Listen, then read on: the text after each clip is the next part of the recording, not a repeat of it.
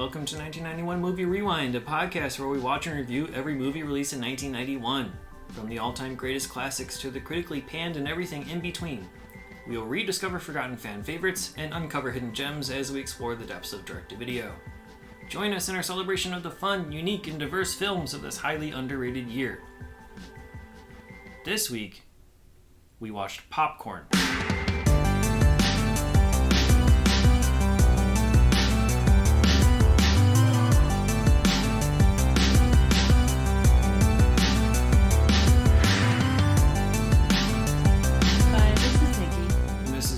Thank you for joining us on 1991 Movie Rewind.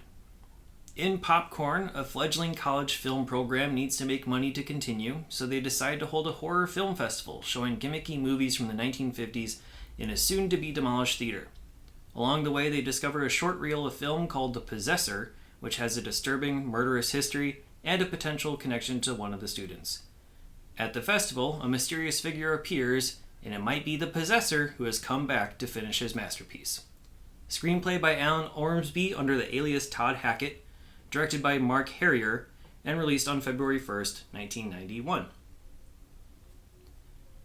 Have you seen Popcorn before? No, I haven't. I have not either. I was very familiar with the box art, though. Oh, yeah. I really like the art. It was very creepy as a kid. Yeah. I mean, that's probably... I don't know, I'm curious, I guess maybe I never watched it because of this, but I mean, I've watched all kinds of scary movies as a kid, so I think looking at this, I was like, I'm kind of scared, and I just... Yeah, it also looked older than it is. Yeah. It looks like it's something from, the 1980s, perhaps, and when I saw that it was on the list of 1991 movies, I'm like, is that the same Popcorn with the creepy cover of, the skeleton holding the face mask? Yeah, like a face, yeah. And, if you see the episode title thumbnail, then you know the box art, or, if you go on the website, you can see it too. But, I mean, that's a great introduction to the movie, but it doesn't really represent, I don't know, the content isn't as creepy as the box art. Yeah. It's much more comedic, and I don't know how much of that is intentional. I'm assuming quite a bit. Yeah. I mean, we can even say how... And People Under the Stairs. I mean, we can talk about how, that box art was somewhat creepy because it had a skull head. Right. Yeah, it made it look like it was more of a straight horror where the movie didn't play itself very seriously. As a horror. This is the same. I'm wondering, is this an early 90s thing where the box art was creepier than what the movie content was? Yeah, I don't know.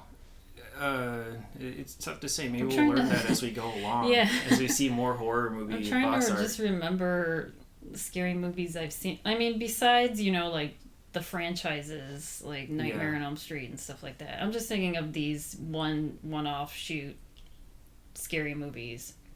Or when we get to, Ernest Scared Stupid, maybe we'll... obviously. That's obviously. Pure horror. Obviously, that's not going to be scary at all. Yeah. But yeah, I think how much of it is just misdirection to just draw you in with eye-appealing art, and how much of it is to be like, ooh, this looks kind of creepy, let's watch it, or ooh, this looks creepy, I don't want to watch it. Right. I mean, because the skeleton holding up the face mask does tie into the plot of the movie, so it's it does have something to do with it, but it's not. I think when it just I don't know how to explain. I guess if I was looking at this when I was younger, I was thinking something way scarier just by looking at this box art. Yeah. But instead we got something that was basically like a Scream before Scream. A comedic movie that pays homage to movies. Yeah. But it's, has horror elements and gore elements, but it's not meant to be freaky. Yeah. I'm assuming it's not. Maybe just age has taken that away. You're right. You see bird faces. You do see people who are not and guts, into body horror. I guess. I mean, I'm very when it comes to horror movies, I'm very immune to a lot of this. Nothing really phases me. you have to do something really fucked up for me to be scared. Yeah. And this isn't like messing with my mind or anything. I don't know how to explain. Yeah, and I would say I probably prefer the body horror side just because when I watch a horror movie, I want to see really good practical effects. I want to see I want to see the artistry of the special effects work that's being done, and that's typically done through like body horror and like pulsating things. So I want more of that. This doesn't have tons, but it does have some where, like in the reel of the Possessor, he's like pulling back his head and like exposing his brain at one point. And, obviously like, the burn victim type stuff and like putting on the faces. But most of the time it's like relatively mundane, and like you have like the mosquito that, goes into the chest of the guy. It's super kind bloody. of like an homage to the older horror movies, the ones that they showed within the films within this film. Yeah, and there's 3 of them, which I think they did a really good job with. Yeah. Because they're all fake, but they look very much like they looked could as be if part they of the were era. like the mosquito. That looks like, that's why I was like, was this a real movie? Because it looked as if it was a horror or scary movie from the 50s. Yeah, and it was shot in the same type of way as well. Like, you have like the rear projection, and you have, very static, basic shots, and you have, the 3D. I think the only thing that made me think that it was not a real movie from the outset is that the quality was just too good. I know we watched the movie on a VHS, so it's kind of tough to tell the quality, but if it was a real film, you'd see like those film strip artifacts. You'd see like the, like the lines going down the screen from like where dirt had gotten into the projector. And that was not there. So I think that was like my biggest clue until like near the end of the first sequence of the mosquito, where, it's clear that they're kind of like hamming it up for the camera. But the intention is to sort of not only pay homage to these types of movies from, a couple decades previous, but also the gimmicks that come along with them. So like Mosquito is a 3D movie. You have Attack of the Amazing Electrified Man, which used like the Shaco vision technology. And then you have The Stench, which was, their fake Japanese import movie, which used smellorama, where you push odors into the cinema. And all of those are real, like technologies that were employed at one point as a gimmick, but failed for very obvious reasons, except for I guess 3D. That's just sort of evolved into a thing, but it was like a gimmick that went away and then came back periodically for stuff like Jaws 3D, or just like the rare occurrence, and now it's back. Nightmare on Elm Street, right?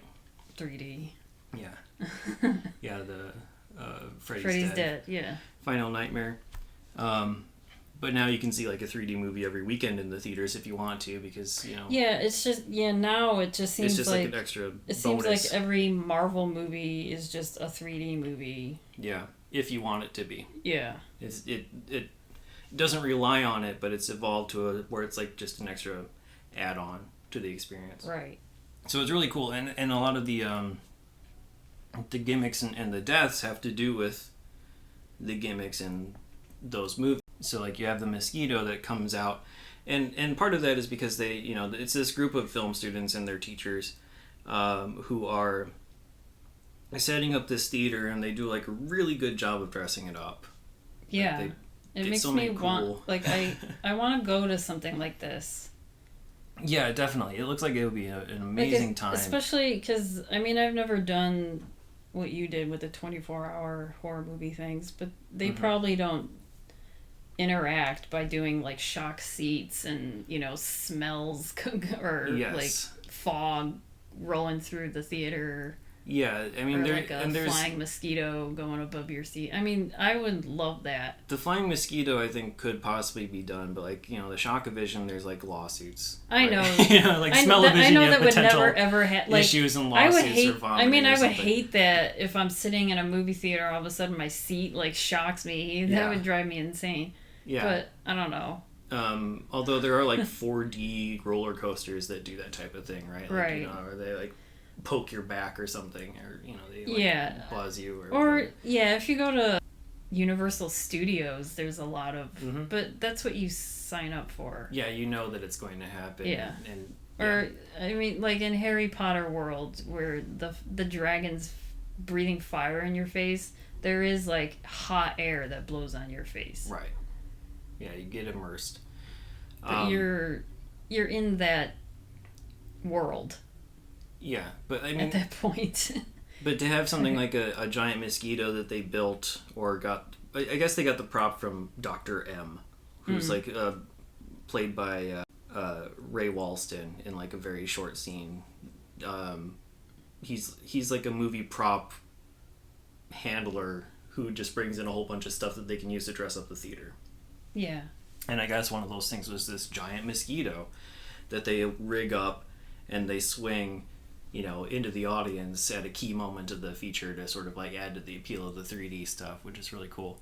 But yeah, I mean, like the Music Box Theater in Chicago does a 24-hour movie festival every year, you know, assuming no pandemic is happening. And you know, it's a blast, and they have like interviews, but they don't really have that type of interaction, no. But it's the same type of atmosphere. Like in this movie, I thought it was really cool because you see like a whole bunch of people coming. And the theater's packed, and they're dressed up in costumes. It's really weird that they keep their masks on and just put the 3D glasses on over their masks. Yeah, if you're wearing like a giant robot mask. They just put the 3D glasses on over that. Yeah. And they're just sitting there in their masks the entire movie. I'm just thinking about if you're sitting behind the person with that giant mask. Oh, yeah. I wonder what the reasoning was behind that, other than just to show, I don't know, just to make it give you spatial awareness, I guess, because you know where like certain people are seated from like the long shots of the audience, and so if you see something happening in the aisle and you also see this other character, then you know where it is. I don't know if that's part of it, or if like the movie was shot in Jamaica and maybe they wanted to like hide the extras by putting them in masks to make it look like it's not like a predominantly Jamaican audience, and try to, you know, pretend like it is in California, like the movie's supposed to be, by, you know. Why do you think that's like because like they're trying to like diversify the crowd by hiding the heads. But I think that's what I was thinking about. Make you think that it is a more diverse racially crowd than like just pure Jamaican extras. That's, I mean, yeah, the trivia is, yes, this is filmed in Jamaica, and then that theater that they filmed it at is like a real, I don't know if it's still there now, but it was filmed in Kingston, Jamaica, at a real small theater there. But that's why I was like, where is the only person that was of color was Kelly Jo Minter. Right. And I was like, okay, and she was barely in it. Yeah, she was like stuck behind the concession counter. She had like one key scene where she beat up this guy who was like a bully. I guess a bully. I mean, if this was in Jamaica, why didn't they just have a mixture of diversity there? And the other people of color was the Jamaican band that played between movies, I guess. Yeah, I mean, you can definitely see that. They provided the entertainment. You can definitely see that a lot of the extras are Jamaican, right? Like, especially like in the balcony side of things, which is why I'm thinking like maybe they use masks to hide them off. You know what I mean? I thought that was. But it's supposed to be taking place in California, Ocean View. They go the college program is in UC Ocean View, and it's like a film program of like 10 people all together, which is weird. Like, I don't know if it's supposed to be like a club or if it's actually supposed to be like an actual like major. They don't really establish that. I guess it's a club. Because they say they need funding, and it's upon themselves to get the funding to keep the program going. Yeah, I mean, the movie starts off with the protagonist, Maggie, who she's having these reoccurring dreams about a young girl named Sarah. And, you know, it starts off with her, you know, waking up from a bad dream and then telling her mom. And then asking her mom, hey, do you know anything about someone by the name of Sarah? The mother's like, oh, you're deciding to call your character Sarah? I wonder why. And she's like, that's just what was in my dream. Because she's using her dreams as like a basis for a screenplay. Yeah, so like she wakes up and records it on audio tape And basically She's like, I'm really gravitated to this name Sarah, and then her mom's like, huh, why? And then, you know, her mom is getting demonic prank calls. I forget what they say. Me too, but it was something like the Possessor. I don't know, it was like the Possessor guy. Yeah. Saying stuff like that to her. They don't show, like, the mom is by Dee Wallace, and they don't show too much of Dee Wallace, which... I mean, she has a key role, but not many lines. Yeah. Like, she's around in, like, the beginning and then also comes back near for the end. But yeah, she doesn't have a whole lot of... honestly, like, the biggest names that they have in this movie are, you know, plastered on the box, but they don't have a whole lot to do. So you have, like, Dee Wallace, or Dee Wallace Stone, as she was known for a long time, who was nominated for General Hospital for an Emmy back in 2016. She was nominated for a Fangoria Award in The Frighteners. She'll be in another couple 1991 movies, Alligator 2, The Mutation, and also Rockadoodle. She's in Rockadoodle. Huh. But she's, you know, there's a lot of Scream Queens out there, but she's definitely one that's in the conversation. Like Hills Have Eyes, The Howling, E.T., Cujo, Critters, The New Lassie TV series, Invisible Mom, and Invisible Mom 2. So, like, she's, you know, she's known for horror, so if you have a Dee Wallace movie with, you know, horror, then it's something that people are going to gravitate to. Yeah. But she doesn't have a huge role. And then, like, Tony Roberts, I guess, was something of a bigger name, mostly on Broadway for, like, Victor Victoria, but he plays, like, the main teacher, Mr. Davis, like, their mentor. So, you know, you have these big names that don't do a whole lot or aren't in the movie a whole bunch because they get picked off early on or whatever else. I think Mr. Davis is the first to die, technically. Yeah. I thought the dream sequence, though, was also a really good introduction to the movie. Like, that sequence was really cool. Yeah. You have, like, flashing lights. You have, you know, pretty creepy effects or sequences where you have, like, close-ups of, like, this demonic-looking guy's face and, like, his head is on the platter and he's talking to you, and you have, like, you know, like, a bunch of, like, jump cuts to various different things and just really cool lighting and smoke and everything. So, explosions are happening in there. It's just a really cool scene. Overall, that happens pretty much right away, which is cool. And then we see that scene again when they find this movie, The Possessor, as part of their cleanup or, you know, setup of the theater.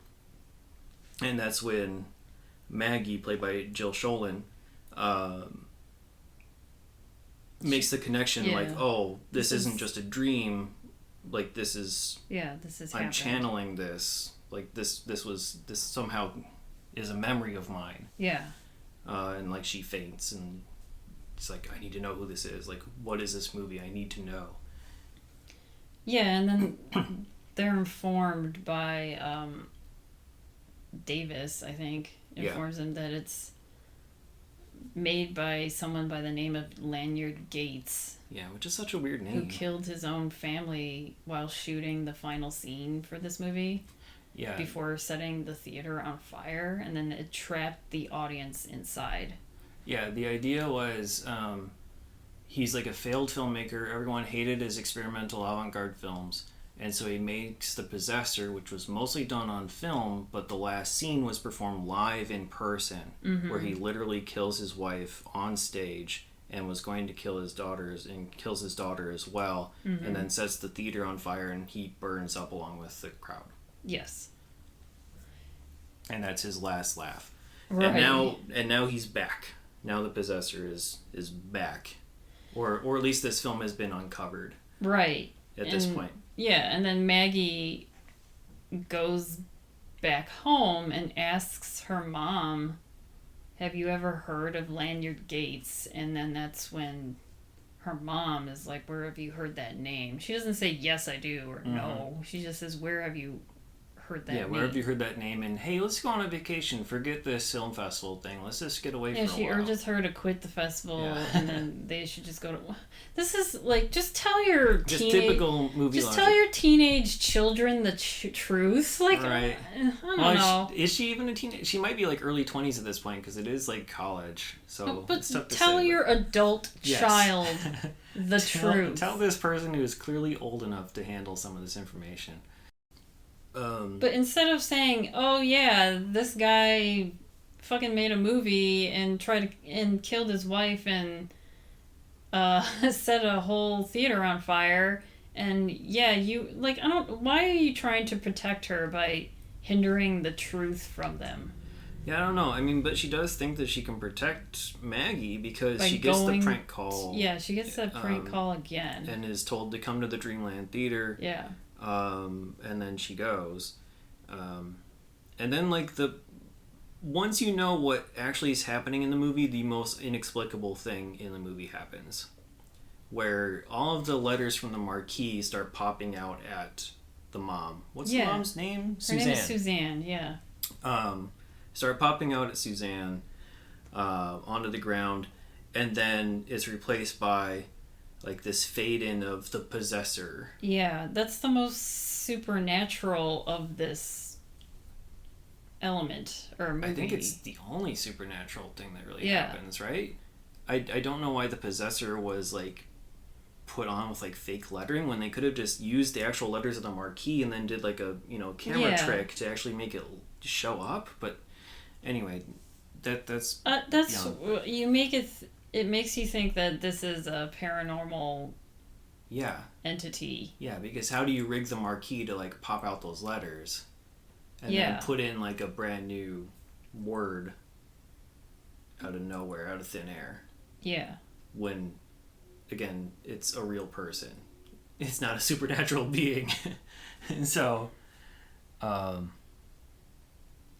but it's a really cool scene, but it's one of the first plot holes that you probably... Yeah. Well, maybe not one of the first, but, one of the most obvious once you know what's going on. Yeah, she goes into the theater, despite all that.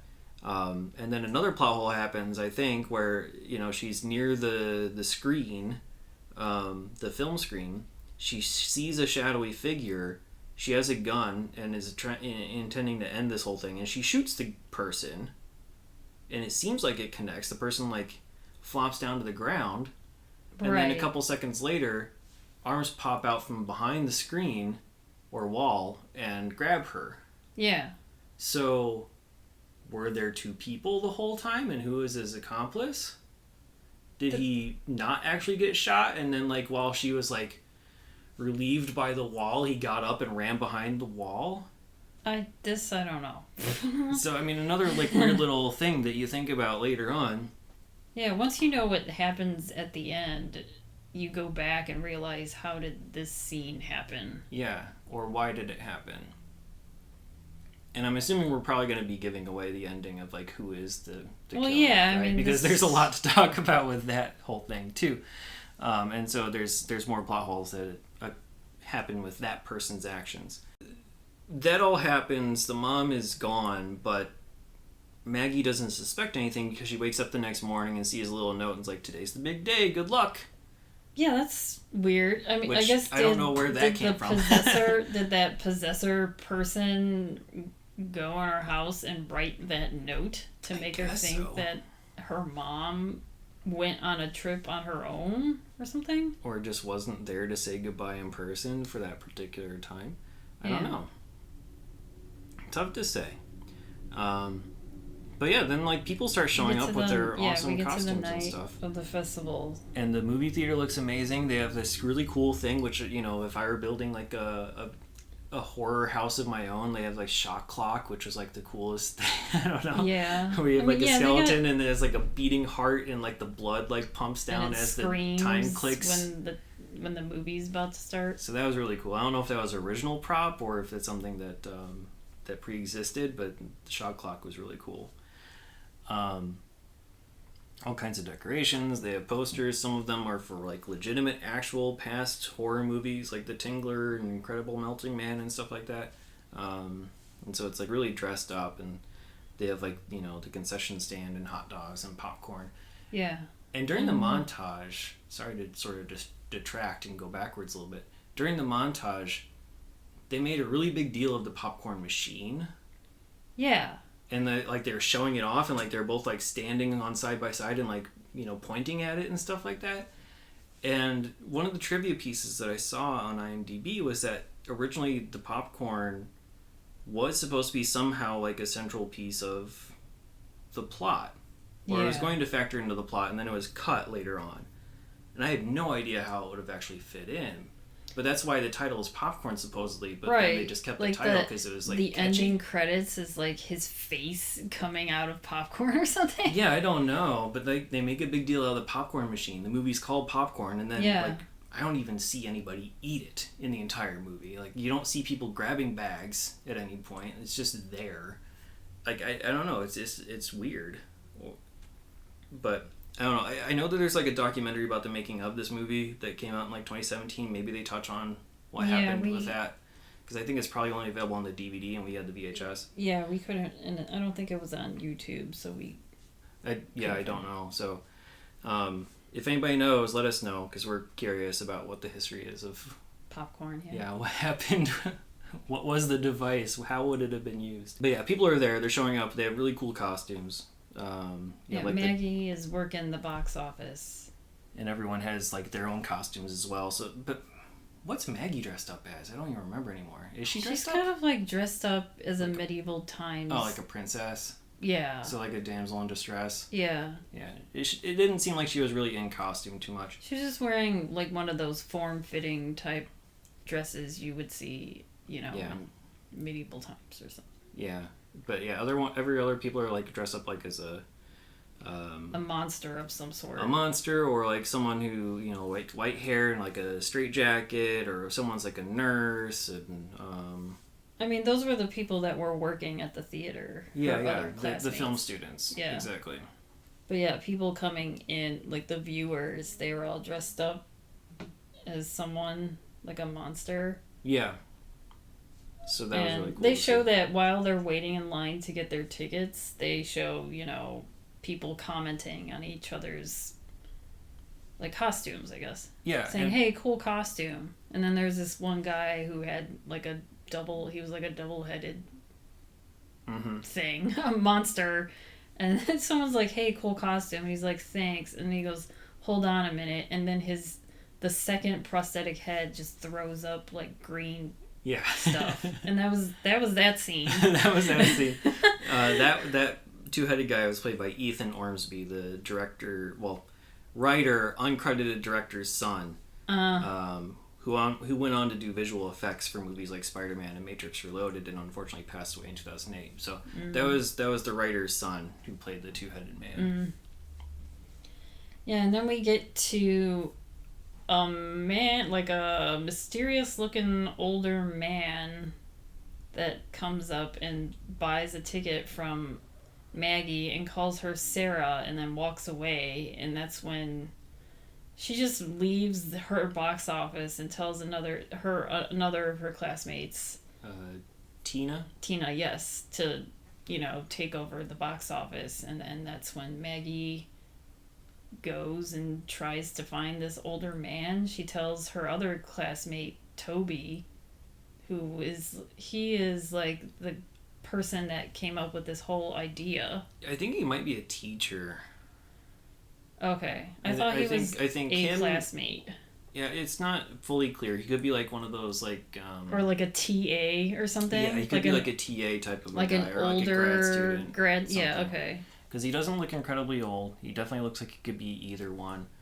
But like he's, you know, leading the charge with Mr. Davis to get this set up, and he's like in the front of the room when they're introduced. So I'm assuming he's a teacher, PA, or TA type of guy. So Maggie goes off and tells Toby that she saw, quote, lanyard gates. Like, that's what she thinks. Yeah. Because I think at this point she had sort of mentioned that she had similar dreams, or that... Yeah, I think after they saw that movie, The Possessor, she passes out, and then her classmates are like, hey, are you okay? What happened? Then she tells the story about her dreams. saying, "I've had dreams similar to this movie." Right.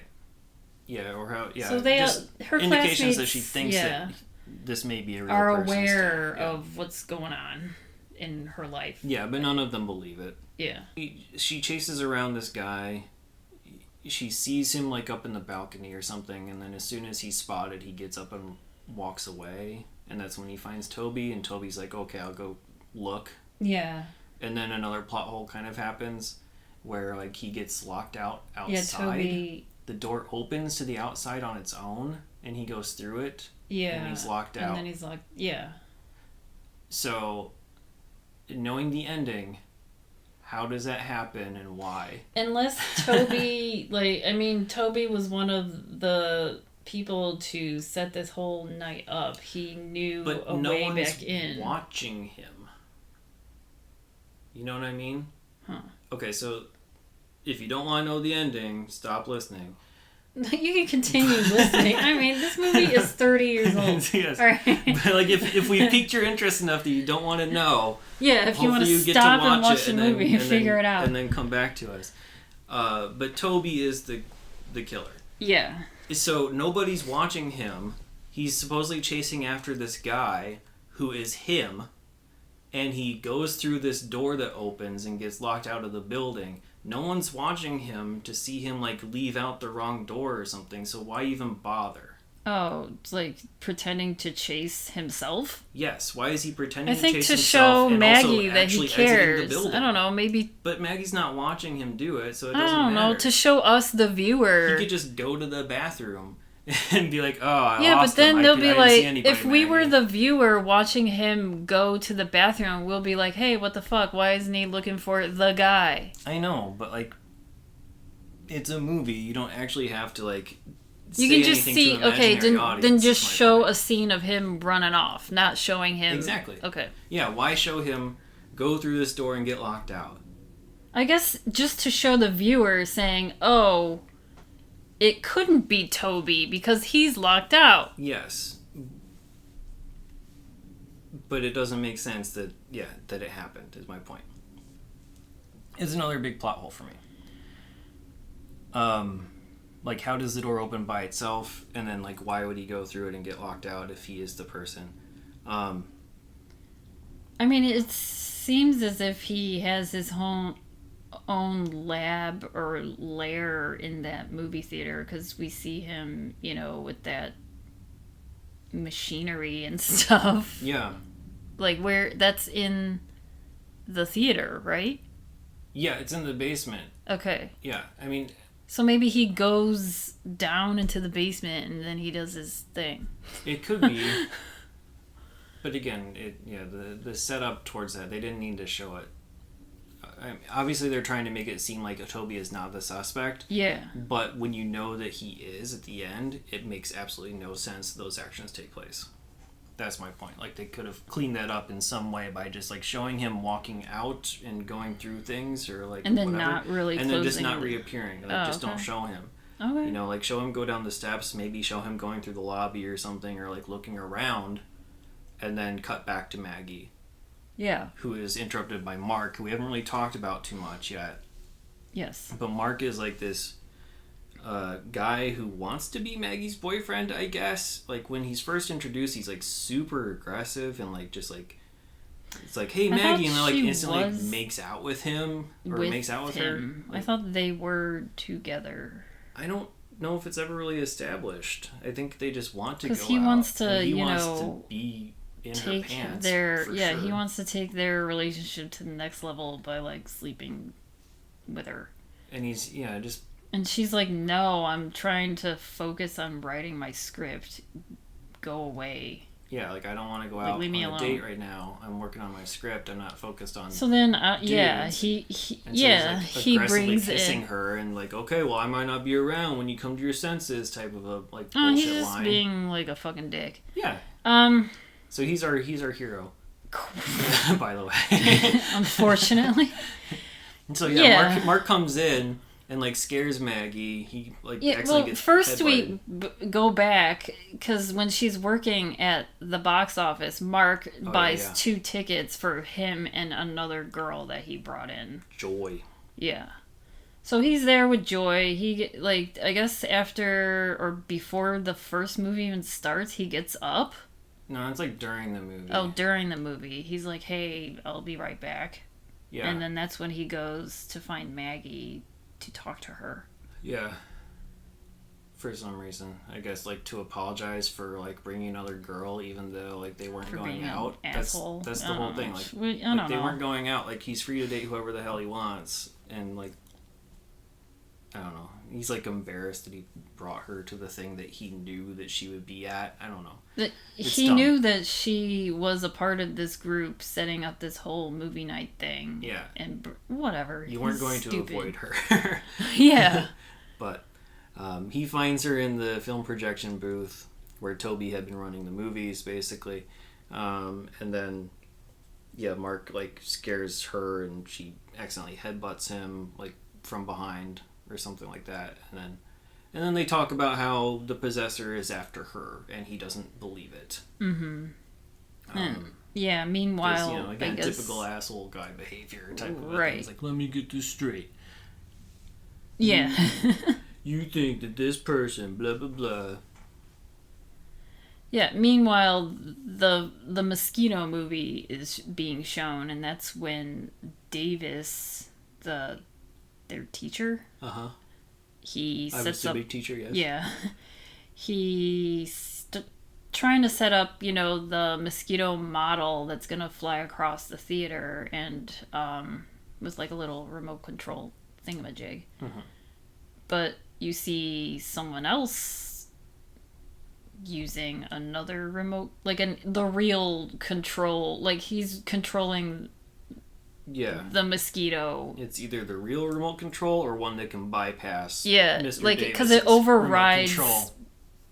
Davis's control for some reason. So it's like a really cool effect. The audience is super into it because like you have this giant mosquito coming in at like the climax of the movie, just swooping in and like really cool. It's like, hey, an actual mosquito 3D.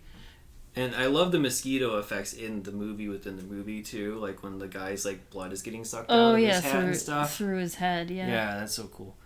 But anyway.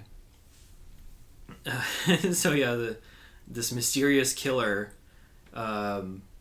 overrides the mosquito and like makes the mosquito like turn around and come back and impale Mr. Davis in the chest. But no one sees it. Like the audience doesn't see it or anything. Sees it happens behind the Mr. stage. Davis is way up in the rafters controlling it.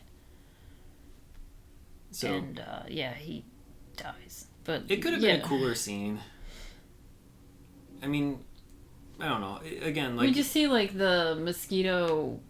I don't know. I don't want to say snout. What is it? like the needle. The needle of his, part of the mosquito goes through his chest. And then, we were both talking, like, why would you make... Yeah, why would you make it sharp enough to impale somebody? Yeah, why would you make this model with a very pointy... thing come out of it, like an actual needle, or make it like rubbery or something. I don't know. But they use the movie within the movie to set up a real kill. And then it goes on, and you see him like swinging from a mosquito a little bit. Yeah, it goes on to the second movie, where another classmate of Maggie's, Bud, who is a wheelchair bound guy. Yeah. He's preparing for the second movie, which is, has to shock the seats. So he's up somewhere setting that up. And for the second movie, which is Attack of the Amazing Electrified Man. And that's when... I don't know, because in between the two movies, that's when we show... we don't see who the killer is yet, but we see Mr. Davis's face, like, being cut off. and put into like a solution, and that's in between movies, right? That's in between movies. We see his face getting cut off and put into like a solution, or like a mold is being made of his face in some form. Yeah. And so like at the very beginning of the movie, like the first shot that we see over the opening title is like a bunch of rubber faces on the ground. Yeah. So like we know that that's like a thing. So yeah, like that happens in between the movies, or like as the first movie started. As Bud is setting up these seat shockers, you're also like a big seeing control panel. Yeah, you're also seeing Mr. Davis's face getting cut off and being prepared to be on a mold.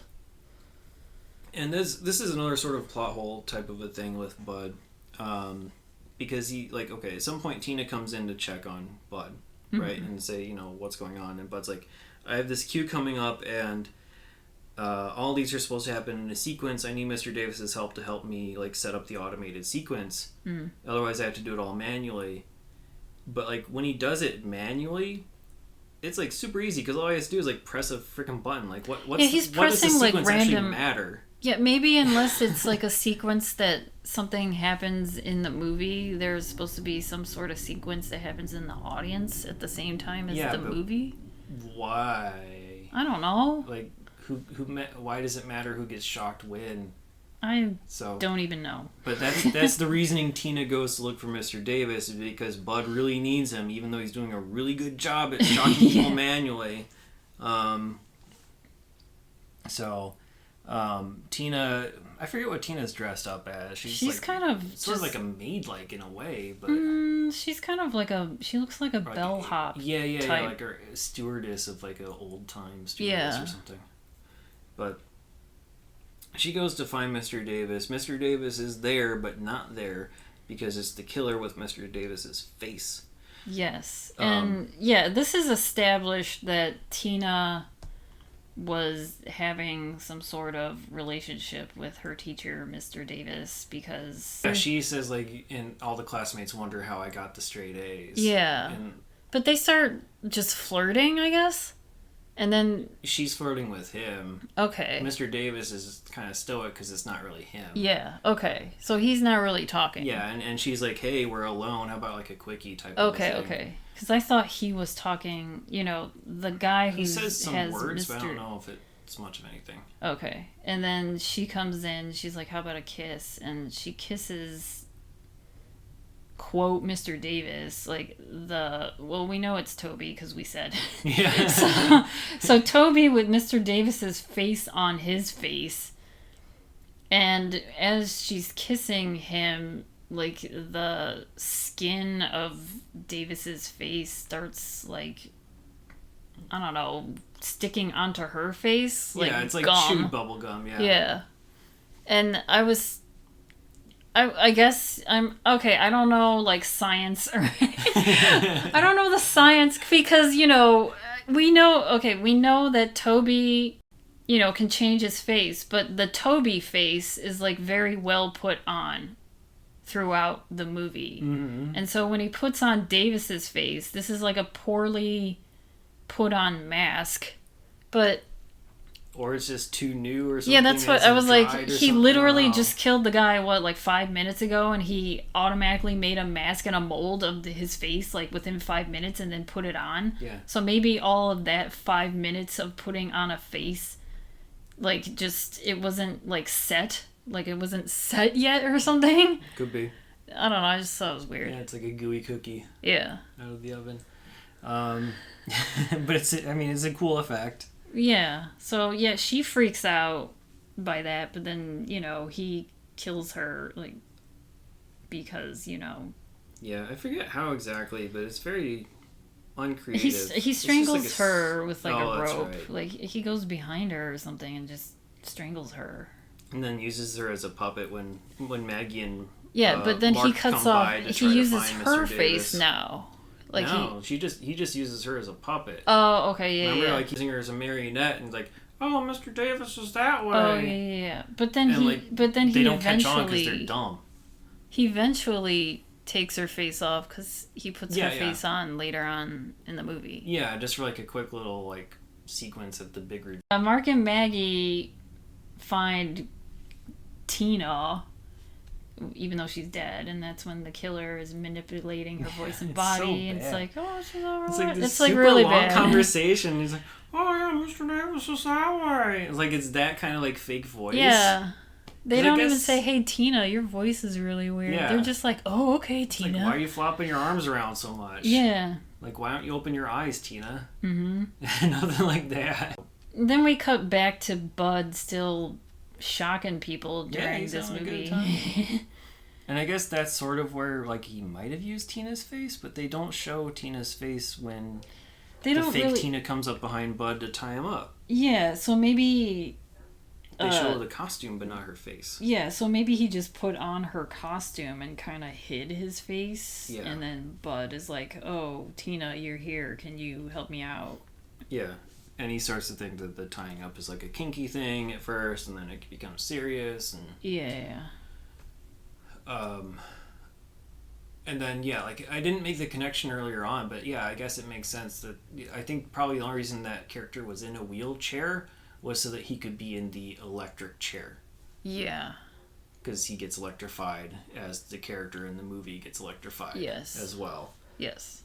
And I would say that the electric effects in the fake movie looked better than the real electrifying. Yeah, I mean, it's more subdued. It's basically just white lines on black and white film, right? So it's like it's easier to...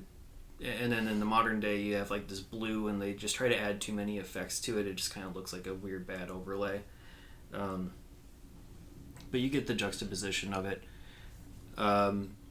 So goodbye, Bud. Right. And then the power goes out because of that. Yeah, the theater loses power, and Maggie is trying to find her way to Bud to find out what happened, and that's when she finds that he's dead. This is where she runs into Toby at this point, because she's like, oh, I ran into Gates, blah blah blah. Like, she starts telling him everything. Like, she ends up like running into Toby. Mm-hmm.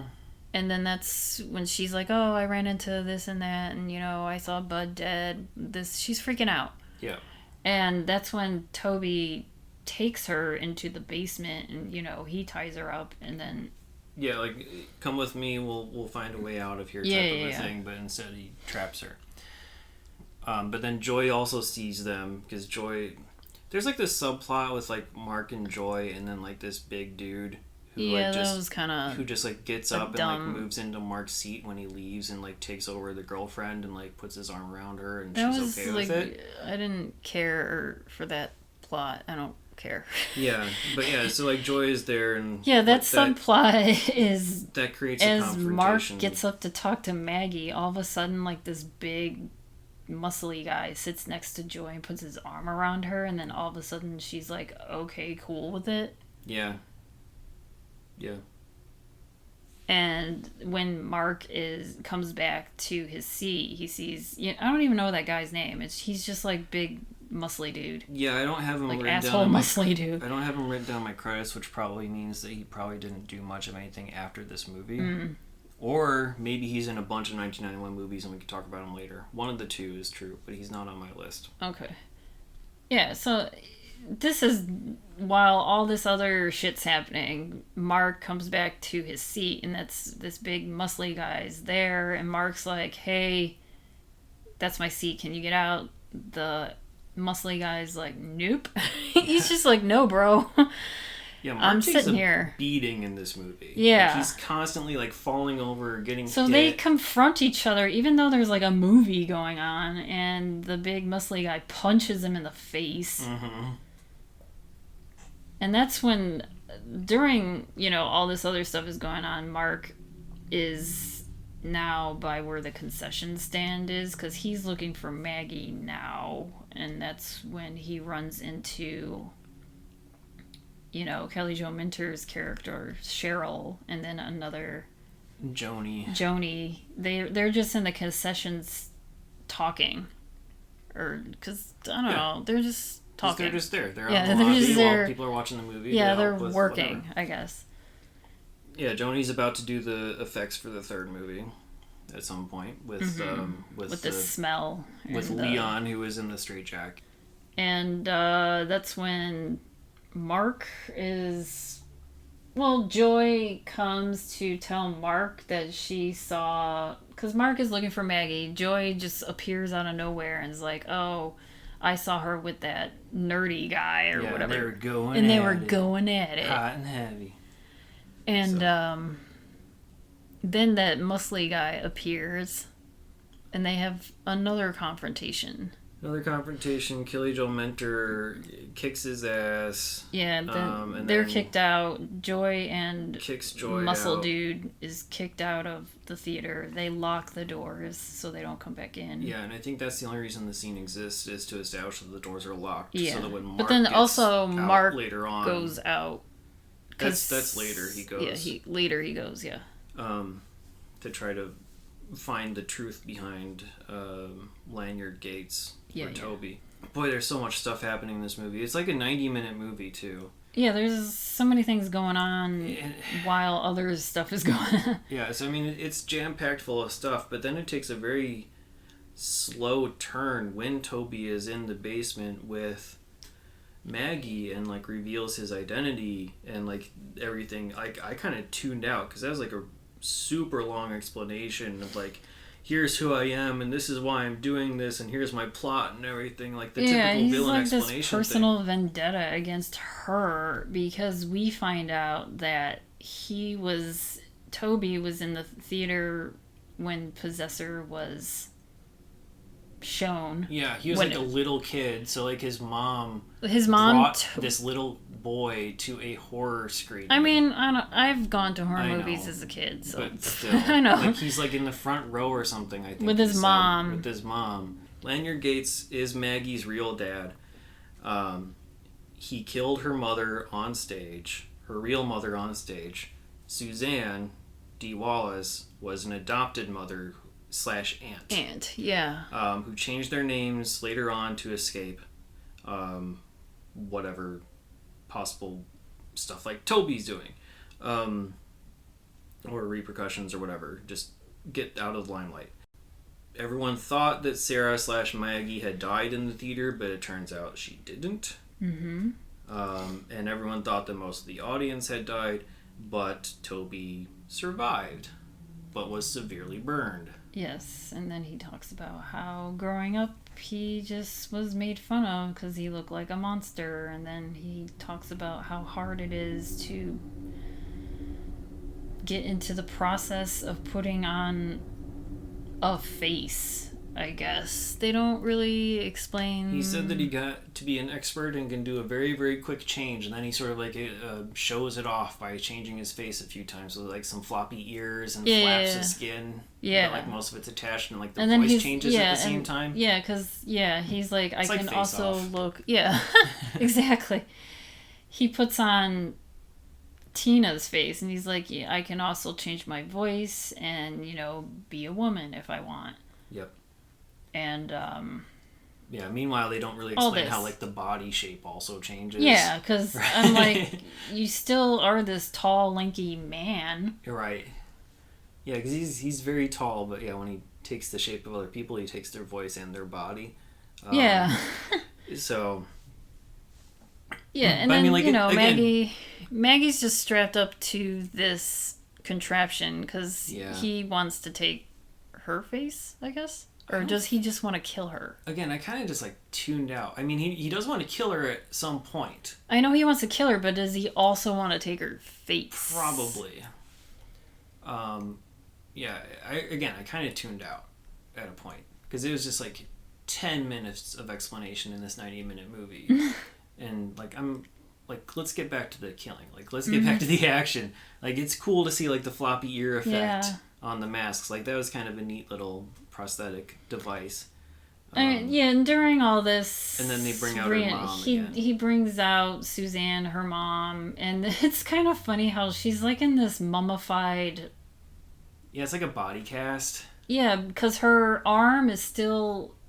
The way that she was captured was she was pointing her gun, so her arm is still out as if she's about to shoot a gun, and she's in this cast thing with the gun still out of the cast. It's to mimic like the pose that she was, because Suzanne the pose she was going ruined to Lanyard Gates's original plan. She shot at Gates, which caused the fire nearby to be knocked over, which is why the fire started. Mm-hmm. Right, so the fire I don't think was supposed to happen. I don't think that the theater was supposed to go up in flames, but Suzanne shot Lanyard, who fell over into the fire, which burned up all those people.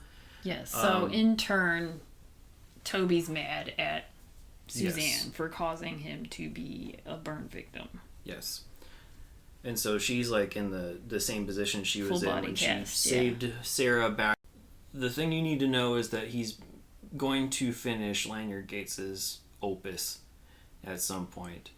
And then during all this, that's when Mark goes to Toby's apartment to find... Toby brought Maggie to his apartment. Yes. That's right. So after Joy said, they were getting hot and heavy, and I saw them go to Toby's apartment, that's when Mark was like, I'm gonna go confront Toby and Maggie and get Maggie or whatever.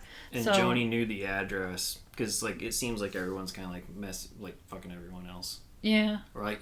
Well, I don't know. Well, they could be Joni friends. Joni said that she had a crush on Toby. Oh, okay. Right, because like when Toby came in as Leon, she was talking to him. Yes. About Toby and like how to like progress with that. Yeah. And then like that's when Toby left the room and started having like a freak out in the basement. Like, don't talk to me about love. Blah blah blah. Yeah.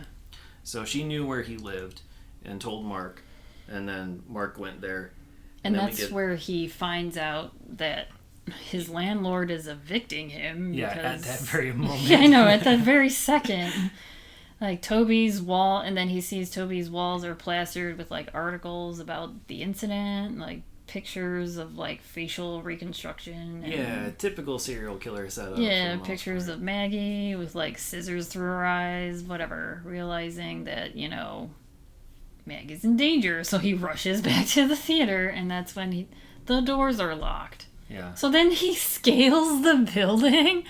I was like, what the hell? Window. Yeah. Like, he just all of a sudden starts climbing. Yeah. Oh, by the way, the landlord, I really like the landlord character. He has like, such a short scene, but like he was like one of the funniest characters in the movie to me. Mm. But played by Will Knickerbocker, who we've seen before. He was one of the detectives. I don't know exactly where, but he was one of the detectives in Cape Fear. Hmm. So. Okay. Yeah, he was also in Porky's 1 and 2, and that's going to be a recurring theme because a lot of these people are part of the Porky's, the Bob Clark crew. Yeah. Who was a producer and helped with the special effects in this. But yeah, so he climbs the building, and the guy who played Mark, Derek Rydell, did all of his own stunts according to what we're seeing. And again, like he gets beat up. He falls downstairs. He gets like bashed. I don't know. Like it's like a running gag almost that like something is gonna go wrong or that he's gonna fall over or get hit. So while he's scaling, that's when the movie The Possessor is playing. Yeah, so like they interrupt the stench, and then the Possessor starts playing, and the audience is really upset about it. And like one of the cool things, and like again, sort of as the atmosphere is like they have interjections from hecklers in there. Yeah. So like you have all the right, people giving standing ovations, but you occasionally hear like people just like riffing on the movie that's on the screen. And like when the Possessor starts, you can hear somebody saying, "I hate this movie. Thumbs down on this movie." Yeah. It's just like, I don't know. It's like, I want to be in that environment again. That sounds fun. And so yeah, like Toby's playing Maggie the Possessor. is brought onto the stage because Toby's probably gonna kill her on stage, like as if how her dad was going to kill her originally or whatever. Yeah, and you see Toby mimicking the actions of the movie like perfectly on screen, like the rear projection behind him. And Maggie is pleading to the audience to save her, but the audience thinks this is part of the show. Mm-hmm. And Mark has to save the day. And that's when he he uses the line, like he zips lines down like using the mosquito, zip line, whatever. Yeah, he puts his belt around like the mosquito wires. Yes, like, that were because controlling he's the zip mosquito. lining down to the stage. Or maybe it wasn't the mosquito, because he uses the mosquito later, which is on a different set of wires. Yeah, I don't know. It's some sort of wire that's leading to the stage, and he's able to do it. But then he causes the stinger, whatever it is. The same way that Davis dies is kind of like how Toby dies, because the stinger also stabs Toby in the chest, killing him. Yes. And then, releases Maggie from the chair that she was in, and then the crowd erupts in applause because they think, this is all part of the show. And that's pretty much the end of the movie. Yeah, basically, yeah. I really wish that the mosquito wasn't used twice. Because it was used to kill Mr. Davis, and it was also used to kill Toby, who I think it's worth mentioning was out of a mask for the first time, presenting himself to the crowd as like this villain with, just like his burned face, and say, "Do you want me to kill this lady? Like don't you want to see death?" But I wish that they could have maybe thought of some other way to do it. I mean, let Suzanne maybe like actually shoot him again and like just close the book, like bookend it the same way that Lanyard was killed, and just have him shot or something. I don't know. But what wasn't lame was the music. Yeah. I mean, it depends on your perspective. But like throughout this whole thing, they have like a band, and like when the power goes out, they bring the band up to like play a song while some of this other stuff is happening. We didn't talk about that too much. Ozzy D and Stevie G is what's credited as performing the music. But yeah, it's like a whole like reggae band that's performing songs. It felt weird, and it felt kind of out of place, but it was still like fun. Mm-hmm. And one of the major songs in there, "Saturday Night at the Movies," which I didn't like the lyrics like at all. It just seemed like something like somebody's uncle would write in the evening. I don't know. But that song was written by musical powerhouses. This movie had like some star power. Literally, Cynthia Weil and Barry Mann, Oscar nominated for writing "Somewhere Out There" from American Tail. Golden Globe nomination for that, and then also "The Time for Love Is Any Time," which Cynthia wrote with Quincy Jones for the movie Cactus Flower. They have a Grammy win for the song "Through the Fire" from St. Elmo's Fire. They've also written on Broadway, "We Gotta Get Out of This Place," "You've Lost That Loving Feeling." Like, they are powerhouse songwriters. And they wrote "Saturday Night at the Movies" as well as another song for this picture. Really weird to see that. It's also, just while I'm on that subject, the cinematographer of this movie won an Oscar for doing the cinematography for Gandhi, Ronnie Taylor. So like there's like prestige behind this movie that sort of comes across at times, but it's just really weird. I will say, like, this is the type of movie that I wanted to see when we started this project. Like this movie, like I was like aware of in an ancillary fashion, and like ready for it to surprise me, and like it's just, I was expecting something completely different than what we got, and like it's a good fun time overall. Like, we're nitpicking about a lot of the plot points, but I mean that happens in a lot of movies, especially horror. Like, it's just standard.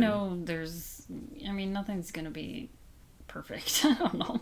Yeah, but I mean, like, to have this movie that's like a movie within a movie that's like paying homage while still like working within the genre appropriately. Like, again, it's like Scream before Scream. I know it's not the first time it's been done. Like, you have like Fade to Black was another horror movie from like the 80s, which had like the movie theme involved in it. But like, it's just really cool to see stuff like this. I just wish it would have gone a little bit further with the gore, perhaps. Yeah, I wanted to see more. I wish it was scarier, I guess. Yeah. Honestly, the scariest part was like the I Am the Possessor film footage, or the dream sequences, because those were genuinely creepy looking. Yeah. And really well done. But maybe that's because of some of the behind the scenes drama, which I don't know if you want to get into. I guess we could really quickly here. Yeah. So Alan Ormsby was the original director. He's uncredited in the movie, but he did, from all accounts that we can find, all of the film within the film stuff. So he did The Mosquito, Amazing Electrified Man, and The Stench footage. And then he was replaced for the current day stuff by Mark Harrier, who, this is his only feature as a director. He did a couple shorts afterwards, but he's mostly known as an actor. And he is currently on Bosch, so he's still going in the acting world. But he was an actor in the Porky's trilogy, which was helmed by Bob Clark, who produced this movie and brought in a lot of his, past friends and crew to work on this. So I don't know exactly why that switch happened. Again, that 2017 documentary probably explains it in more detail. But this was something of a troubled production, and Jill Sholin, who was Maggie, replaced Amy O'Neill, who was originally supposed to play Maggie, after a couple weeks of shooting. Yeah, that's... So a lot of weird they would have turnover. to reshoot a lot of scenes, I guess. Yeah, perhaps. Amy O'Neill, it hasn't done a whole lot since the 90s, but you probably know her best as Amy in Honey, I Shrunk the Kids and Honey, I Blew Up the Kids. She's like the older daughter that gets shrunk down.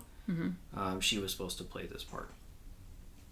So, troubled production in terms of like turnover or whatever, and I'm assuming that's why Alan Ormsby decided to use the fake name of Todd Hackett, because he was just unhappy with the whole situation, wanted his name off the picture. So we have some of the other music that wasn't done by Cynthia and Barry was done by Paul Zaza, who has also done a bunch of Bob Clark stuff, but he also did like My Bloody Valentine. But I thought the music overall was good. Like the scoring of this movie was really good, and especially since you had to like factor in films of like the 50s and 60s on top of like a current day horror score. I thought you did a really good job of mixing that. Jill Sholin, we know her possibly best from like The Stepfather, but she also does a lot of horror stuff like Cutting Class, Phantom of the Opera. She was in Thunder Alley. She was in Babes in Toyland back in the day. And she's also in the 1991 movie Rich Girl. And she largely stopped acting after 1996 to focus on family. Villard, who played Toby, we never said his name before. If we want to go on a Toby Villard like movie spree just personally between us, we could, because I have a couple of VHSs for his other movies, Parasite and Surf 2. He's in One Crazy Summer, Heartbreak Ridge. I only know him as in the movie My Girl, and I know you haven't seen My Girl. I have not yet. But I was like, how do I know this guy? And then that's when I was like, oh, he's in My Girl. Yeah, he's also in 1991 movies Horror and Shakes the Clown, so we'll see him a few more times. He was also in an episode, or he was also like the lead character in a TV sitcom called We Got It Made, which is about like two bachelors who hire like an attractive, unexperienced person to be their housekeeper or maid, and like all the inner workings of them like trying to balance their real relationships with wanting to be with their maid that they hired. So like it ran for 2 seasons, and he was one of the leads in that. Derek Rydell, this was his last acting role. He was previously in a movie called Phantom of the Mall, Eric's Revenge, and so we're seeing like a lot of like Phantom of the parallels, and this makes sense. Like this was known in other countries as Phantom of the Cinema, which because he's like putting on masks and he's like the creature behind the scenes, so that makes sense. He wrote 8 episodes of Power Rangers Wild Force. He also wrote the movie Beethoven's Big Break, and he also wrote a book called I Could Have Written a Better Movie Than That: How to Make 6 Figures as a Script Consultant Even If You're Not a Screenwriter. So evidently he's working like 2 credits for like writing credits. 2 official credits on his own, but apparently he does a lot of polish and a lot of like uncredited work that he gets paid for, and he's making a good living doing that, so good on him. And buy his book if you want to know how to do it too. Malcolm Denari played Bud, the wheelchair-bound guy, who is not actually wheelchair-bound from what I can tell. He was also in the movies Christine and Flashdance, and also the movie Godzilla from 1998, as well as the TV series cartoon that accompanied that. Leon, the only reason I want to mention Leon is like he was the guy in the straitjacket. He didn't really have much of a role in the movie, other than like unrequited love for Joni, who also did not have much room in the movie. He's in a TV movie called Looking for Miracles. I think that's basically his only other role. aside from one episode of a TV show called T and T, starring Mr. T. So like a post A-Team Mr. T TV show, which that sounds like fun. Let's watch it. Yvette Solar, who played Joni, she was in The Grifters. Again, didn't do much acting. She actually now does. I was looking at her credits and I saw a whole bunch of like credit as herself on the Bonnie Hunt show from back in the day when she had a talk show. And it's because she owns a boutique landscape design firm, and she basically went on to like talk about gardening and stuff like that. So she's a successful business owner in non-cinema land now.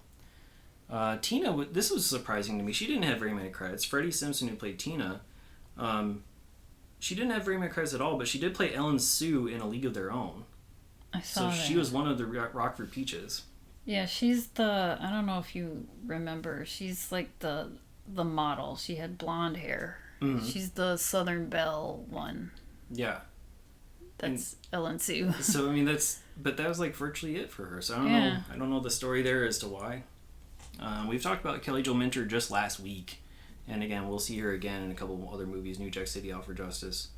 But she's also been in like House Party. Joy was played by Karen Laurie, or Karen Witter at the time. She was married to Chuck Lorre, the Uber producer, until 2010.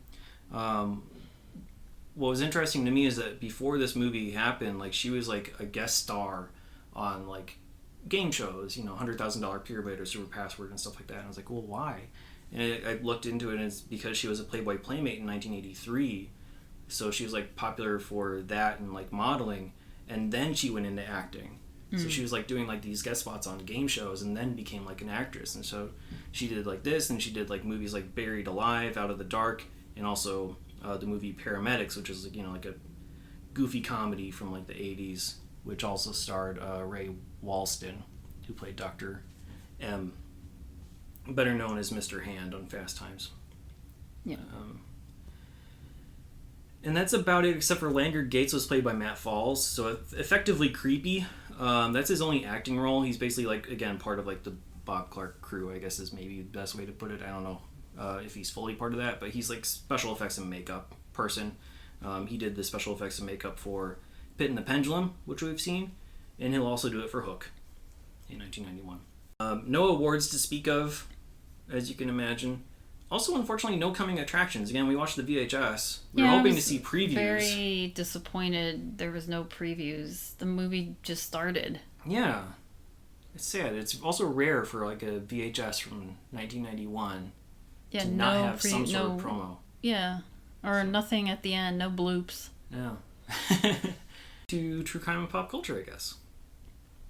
Yep. So I have a few things that happened.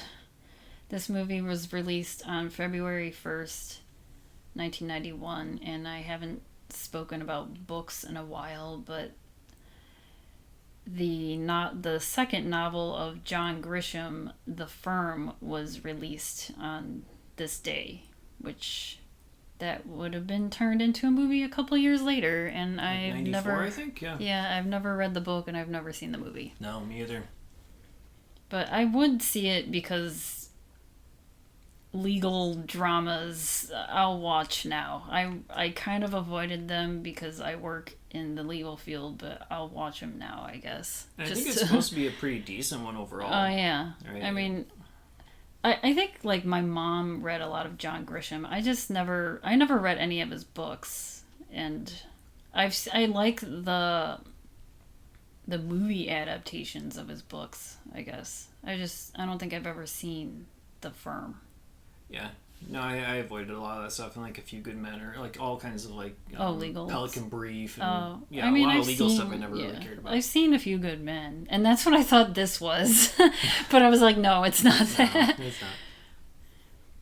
And that's it that happened on that day. And I wanted to get into the personal life of Tom Villard, who played Toby in the movie. Unfortunately died November 1994, so like a couple of years later, and he died at the age of 40.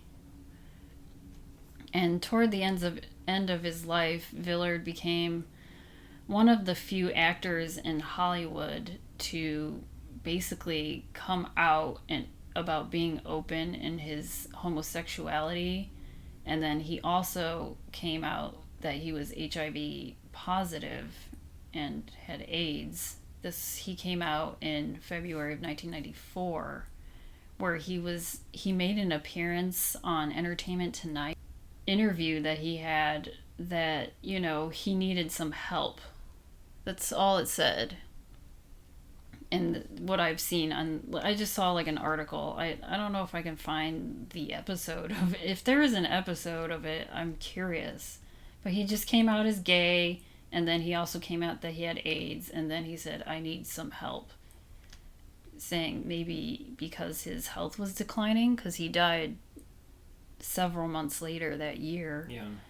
And so according to certain magazines, they did a profile of Villard saying that after that Entertainment Tonight appearance, an awful lot of people suddenly wouldn't let him into the door for any auditions.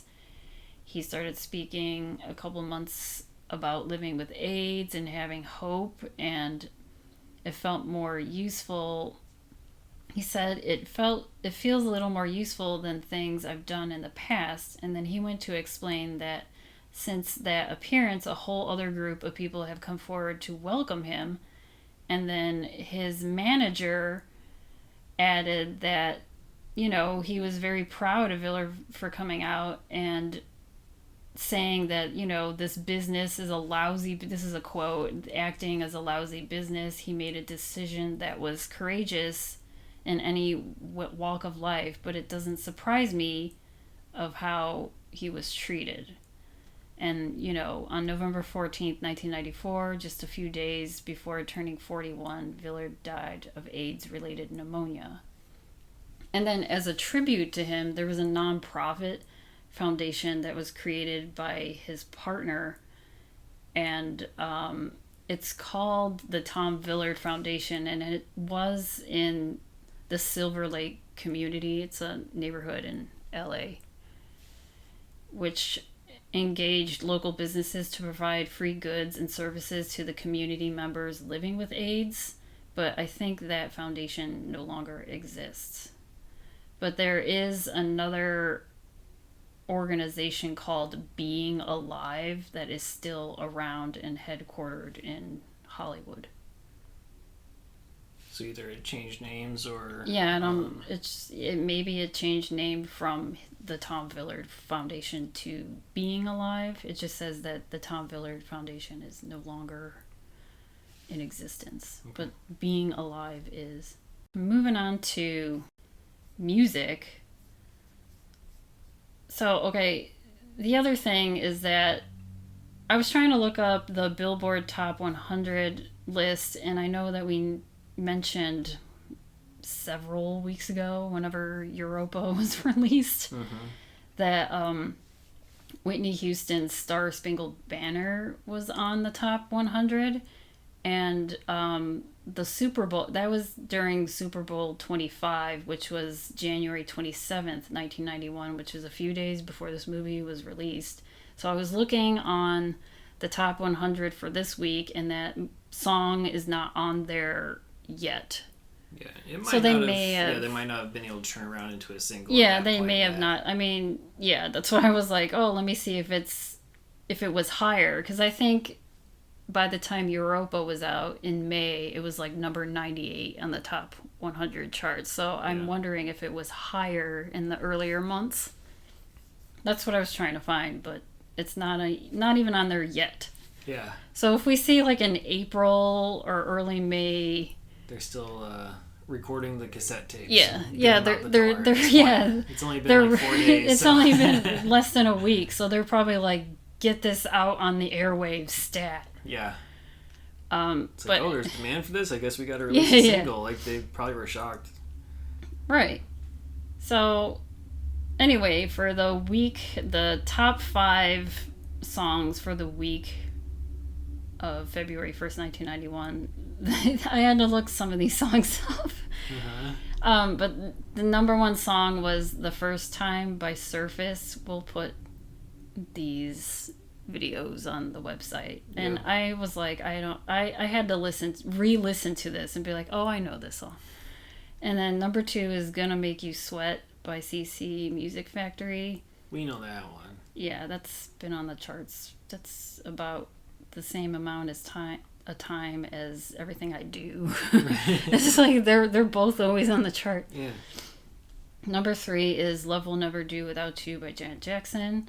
Number 4 is Sensitivity by Ralph Tresvant, which I had to look that song up too. But Ralph, if you know, was in New Edition. Oh, okay. And this is his first single, I suppose, after New Edition, broke up. Bobby Brown's doing his own thing, so Ralph is now this is like his first single after New Edition. And then number 5 was Play the Funky Music by Vanilla Ice. Wow. Who we will eventually see on the podcast. Yeah, at some point. And then moving on to TV. So February 1st, 1991 was a Friday, and it was the typical TGIF lineup. But I have more shows that I've never heard of that I'm going to ask if you've heard of them. Yeah, because this is like a carryover from the 1990 or like mid-season this is like type this is like the fall season of 1990. Yeah. So on CBS was a show called Guns of Paradise. Have you heard of this? It sounds vaguely familiar, but like all I'm picturing in my mind is something like China Beach. Okay. Where it's, like a military show in like Hawaii or something, you know? So this is, it was called Paradise, but it was later renamed to Guns of Paradise, and it's American Western family television series. Was it on it was network? It wasn't like it was on Lifetime CBS or something. No, like it was that, on CBS from October 1988 to May 1991. So this was 3 seasons. Wow. And I don't know. It stars.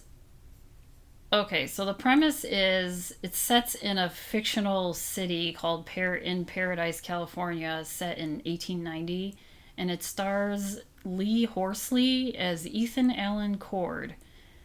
I looked up Lee Horsley, and he was not in a lot of stuff, but he has been in Django Unchained and The Hateful Eight as maybe some sort of other Western dude. So maybe this dude just does Western stuff because he has that look. Maybe he's really good at growing that handlebar mustache or something. Yes, and Quentin Tarantino Looks cast him good in the 2 of them. hat. Yeah. So he plays Ethan Allen Cord, who is a professional gunfighter who was forced to take custody of the 4 children of his sister, who was a St. Louis singer who was dying and unable to make any other arrangements for their care. Okay. And Cord realizes that his profession is unsuitable to raise children, so he decides to change that, and he rents a farm in Paradise, California. And this is just like him trying to live a peaceful life, but is constantly haunted by his violent past and frequently called upon by the townspeople to defend them in lawlessness. This is 3 seasons. Oh, well, I mean, like, there's this... a lot of bad sound. I mean, I'm not into Westerns. Yeah, me neither. With, but, like, I don't know. I think about, like, how long Walker, Texas Ranger lasted, you know what I mean? Like, that wasn't, like, a good show either, but it lasted a long time. I'm just like, I don't know, I don't really care. He's just, I'm trying to live a simple life, and all these things happen to him. It is kind of weird that it lasted for 3 seasons, and neither of us remembered that it existed. We were kids. I mean, I was not paying attention. Yeah. Really. After that was Dallas, which we all know. I've heard. Sort of. I've never watched it. No. And after that, this is 10 o'clock at night on a Friday, the George Burns Show, which... Was it a special or an actual show? It was a talk show. It was kind of like a... I don't want to, like a reappearance, because he used to do the George Burns and Gracie Allen show with his wife in it's like the more 50s. like a variety type of a show. So I think this is him doing his own show, like a similar thing. Huh. And it was George Burns' 95th birthday. That was the episode. Okay. Yeah, that's why I was wondering if it was like a special, because I know they did like specials for virtually every single birthday he had. Oh, okay. At a certain point, like the 100, his 100th birthday was like a big event. Yeah, but then he died shortly after. Didn't he die when he was 100? I don't remember exactly what age he was when he died, but he made it to 100. Yeah. On Fox, there was America's Most Wanted, and then a show called Against the Law. Do you want to guess what this is about? It sounds like it would star Steven Seagal. Because, it's like, I don't know, he always has like those 3-word titles. Oh, of, like, the law. Law, against, above, suspicion of. Yeah, this is an American legal comedy drama that was on for only a season. So it was from September 1990 up until April 1991. It stars Michael O'Keefe. And Michael O'Keefe, I'm not sure if you remember him. He was in Roseanne. He was Aunt Jackie's boyfriend. Fred? Yes. Okay.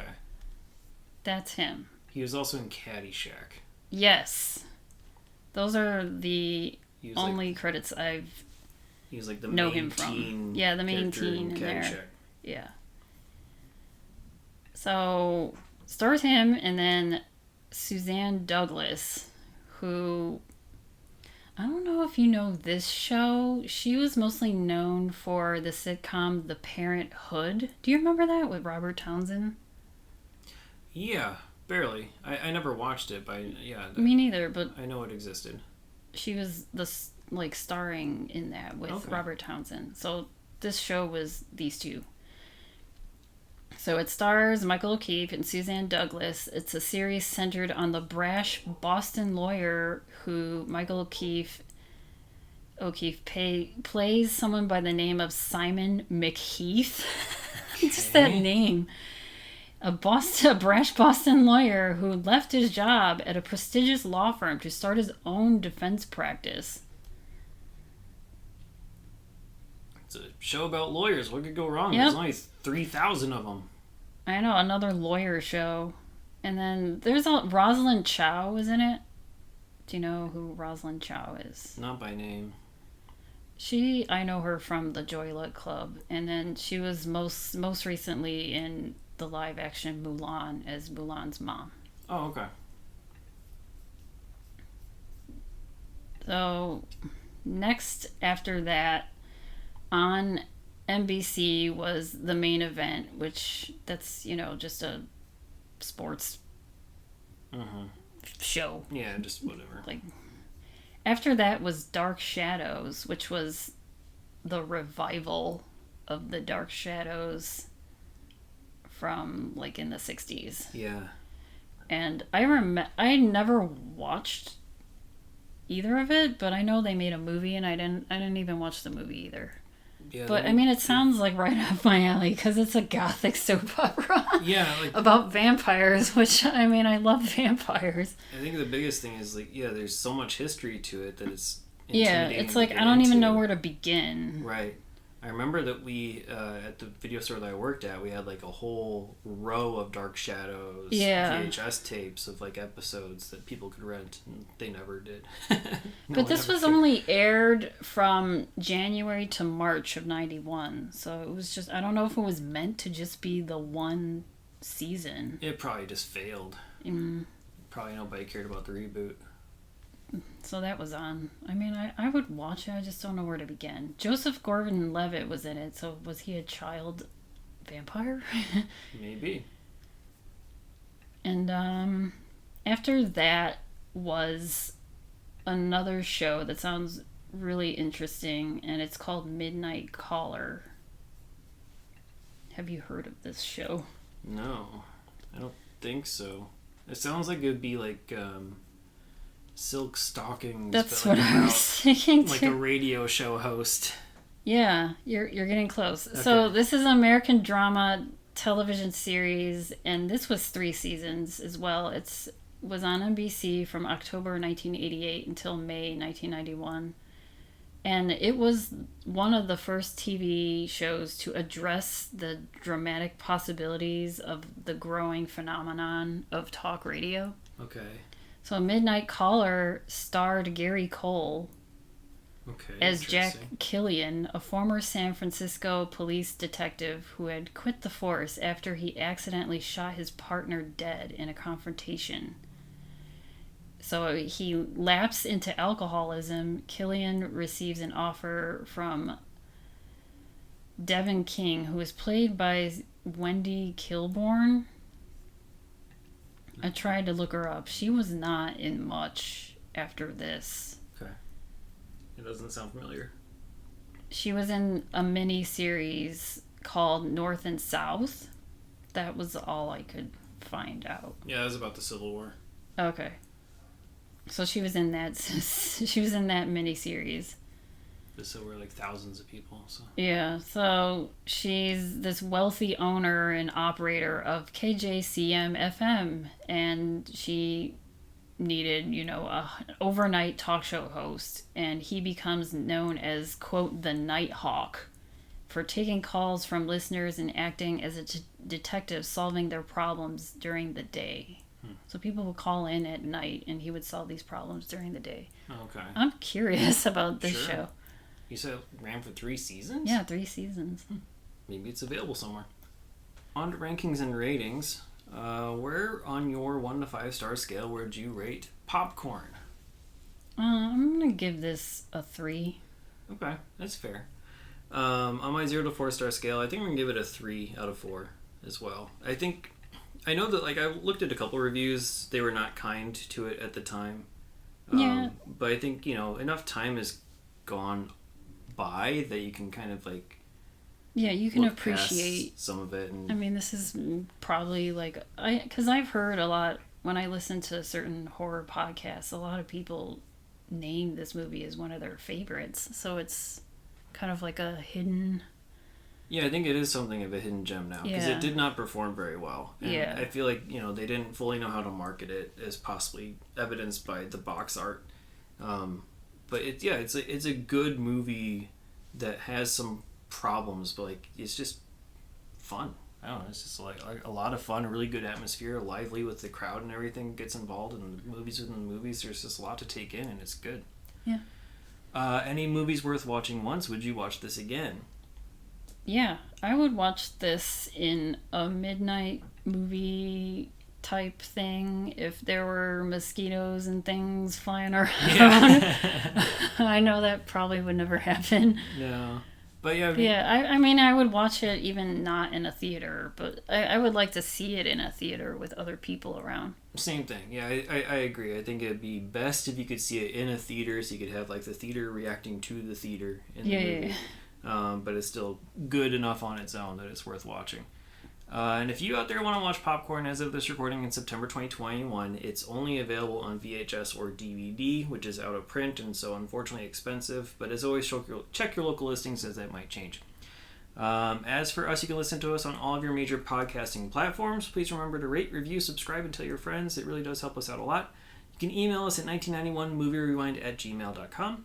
Of course, you can follow us on Twitter, Instagram, Facebook, and Letterboxd. Just search 1991 Movie Rewind or go to 1991movierewind.com for the full list of movies along with show notes and more.